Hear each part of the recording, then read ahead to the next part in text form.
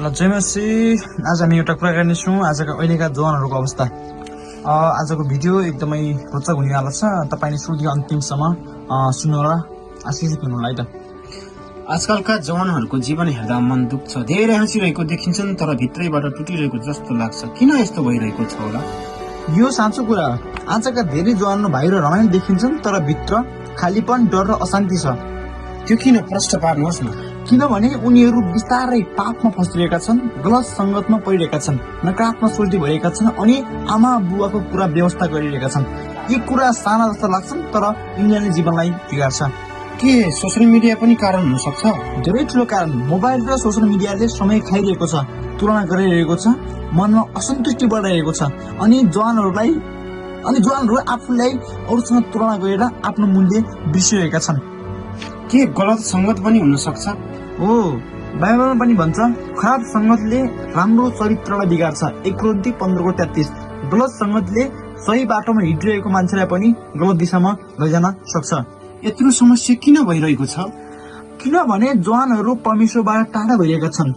जब हामी सत्यबाट टाढा हुन्छौँ जीवनको दिशा हराउँछ। अनि सावधान के हो त? के अझै पनि परिवर्तन सम्भव छ? परिवर्तन सधैँ सम्भव छ। जति टाढा गए पनि फर्किन सकिन्छ। परमेश्वर सधैँ पर्खिरहनुहुन्छ। अनि कसरी सुरु गर्ने त? सुरु यहाँबाट हुन्छ। परमेश्वरतर्फ फर्कने, प्रार्थना गर्ने, राम्रो सङ्गत रोज्ने, आफ्नो समय सही कुरामा लगाउने, आमा बुवालाई आदर गर्ने। बाइबलमा भन्छ आफ्ना आमा बुवाको आज्ञा पालन गर। यी साना कदमहरूले जीवनलाई ठुलो परिवर्तन। सबै जवानहरू त यस्ता छैनन् नि है? हो, अनुभव तपाईँले। किनभने सबै जवानहरू यस्ता छैनन्। धेरै जवानहरू छन् जो सही बाटोमा हिँडिरहेका छन्, परमेश्वरलाई पर्खिरहेका छन् अथवा खोजिरहेका छन् र आफ्नो जीवनमा उज्यालो बनाइरहेका छन्। अनि उनीहरू किन फरक छन्?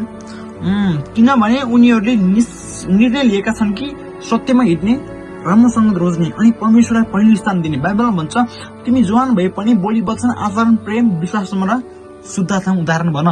यदि कोही अहिले गलत बाटोमा छन् भने के उनीहरू फर्किन सक्छन् त? हो, निश्चय नै फर्किन सक्छन्। बाइबलमा हराएको स्रोत जस्तै जति टाढा गए पनि जब ऊ फर्कियो उसलाई प्रेमले स्वीकार गरियो। परमेश्वर आज पनि पर्खिरहनु भएको छ। भिडियोको अन्त्यमा जाँदा यो प्रश्न हजुरहरूको लागि। आजका जवानहरू मध्ये कोही हराइरहेका छन् तर कोही उठिरहेका पनि छन्। तपाईँ कुन बन्न चाहनुहुन्छ? हो, राम्रो प्रश्न, एकदम मनोयोग्य प्रश्न। आजै निर्णय लिनुहोस्, परमेश्वरतर्फ फर्कनुहोस्। उहाँले तपाईँको जीवन बदल्न सक्नुहुन्छ। धन्यवाद।